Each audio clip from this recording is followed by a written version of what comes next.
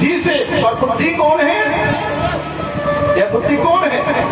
सुख धन नीति, इसे सुनीति, इसका सुंदर व्यवहार है, सुलक्षण व्यवहार की है, यही है सुख धन नीति। और सुनीति ने अपने विचारों को प्रकट किया। तो व्यक्ति का जब पहला विवाह होता है तो सुनीति से होता है, और दूसरा विवाह होता है स्वयं की रुचि। और स्वयं की रुचि कौन है? जिज्ञा, बोल रहा है।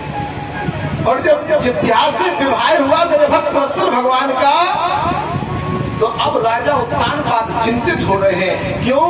कहा गया है कि शरीर जब वो विवाह में फंस जाता है ना, बुद्धि कहती है पूरब को चलो, और जिज्ञा कहती है पश्चिम को। बुद्धि कहेगी हमेशा धर्म करो, और जिज्ञा कहेगी पाप करो। जीव ही वो है तो समाज में सम्मान और अपमान करा सकती है। उत्तानपाद की जो प्रथम पत्नी है सुनीति बड़ी सुंदर स्वभाव की है। कैसे है? कहा है कवि ने कि उत्तानपाद की प्रथम क्रिया सदियों में देखी जाती है, सदियों में देखी।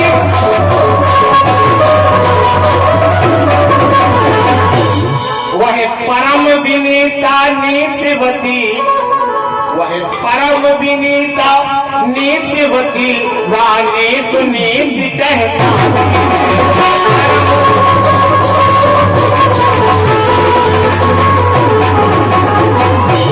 इस समय कहा उत्तानपाद की प्रथम क्रिया सदियों में लिखी जाती है, वह परम विनीता नीतिवती रानी सुनीति। रानी सुनीति बड़े भाव से रही। जब 10 वर्ष व्यतीत हो गए, कोई संतान नहीं हुई, तो एक दिन रानी ने हाथ जोड़कर के राजा से क्या कहा कि रानी ने दोनों हाथ जोड़ उत्तानपाद को समझाया, मेरे दोनों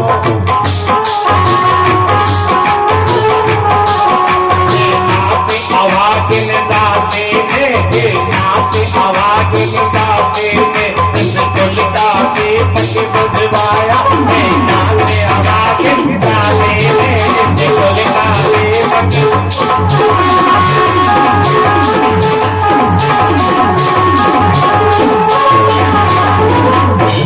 इस समय ऐसा कहा, रानी ने दोनों हाथ जोड़ उत्तानपाद को समझाया कि नाथ अभागिन दासी ने इस कुल का दीपक, आप भी निमन कहलाते हो, मैं भी बांझ कहती हूँ। ये राजन आप दूसरा विवाह कर लो, आप दूसरा विवाह कर लो। मुझे बार बार आग्रह किया कि आप दूसरा विवाह कीजिए, और दूसरे विवाह के लिए जिस समय आग्रह करते हैं मेरे गोविंद बड़े सुंदर भाव से, उस गोविंद की अद्भुत लीला हुई। रानी को नहीं, रानी दूसरा विवाह नहीं करो। बोले क्यों? बोले नहीं, गलत है, मैं राजा हूँ।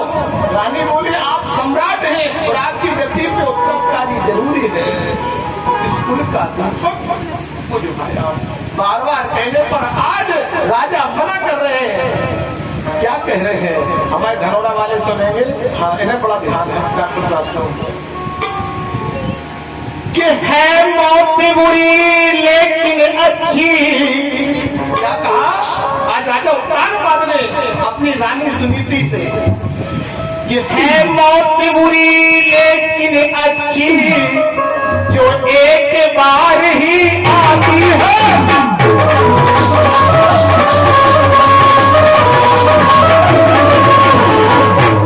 मौत से 100 गुनी बुरी, दिन रात हृदय को जला।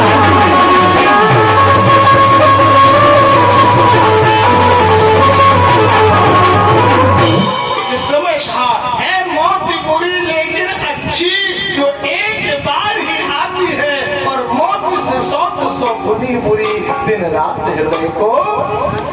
इस समय ऐसे शब्दों को कहा। रानी ने हट कर नहीं, आपको दूसरा विवाह करना होगा। जब हट करी तो राजहट, बालहट पर माताओं की हट के आगे तो शंकर जी हार गए। जब पार्वती जी ने काली का रूप रखा तो भोलेनाथ चरणों में सामना। अब जाको घर में लक्ष्मी कुलक्ष्मी बन जा तो भाई तो बीता था गुरु राधे हम आगे नहीं जाते। इस वक्त प्रभु ने बड़े भाव से कहा, डॉक्टर साहब कह रहे बोले महाराज हमें सब पता, चिंता नहीं करें, होना वाले तो पुरानी दोस्ती है जाते। आज मेरे प्रभु ने बड़े भाव से कहा, तब तो सर भगवान ने अपने विचार को किया, जाकर के आज सूर्य जी से विवाह तय हो गया। तो जब सूर्य जी के साथ में संबंध तय हुआ, सूर्य जी के साथ में विवाह और सूर्य जी के विवाह होने के बाद वापस आए। और इसी राजा उत्तानपाद ने सूर्य जी से कहा, रानी देखो मेरा महल, मेरा बाग दिखाई दे रहा है। आज सूर्य जी ने कारों से डोला रोकवा दिया। कहा डोले को रोक दो। बोले क्यों? बोले या तो उस रानी को जिंदा महलों में चिनवा दो या मुझे वापिस। ध्यान देना, जो प्रथम रानी सुनीति है, वो सुनीति घर में कह रही है कि मेरी छोटी बहन आवत होगी, हम उसकी आरती उतारेंगे, गीत सुमंगल गाएंगे।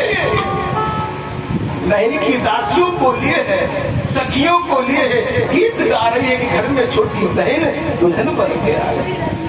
सुनीति का सुंदर भाव। लेकिन इधर क्या हुआ? सुरुचि कह रहे हैं कि उसको जिंदा महलों में चिनवा दो या मुझे वापिस, क्या तो मुझे वापिस भिजवा दो। जब ऐसा कहा तो राजा उत्तानपाद के नेत्रों से आंसू गिरने लगे। मैंने समझाया था कि दूसरा विवाह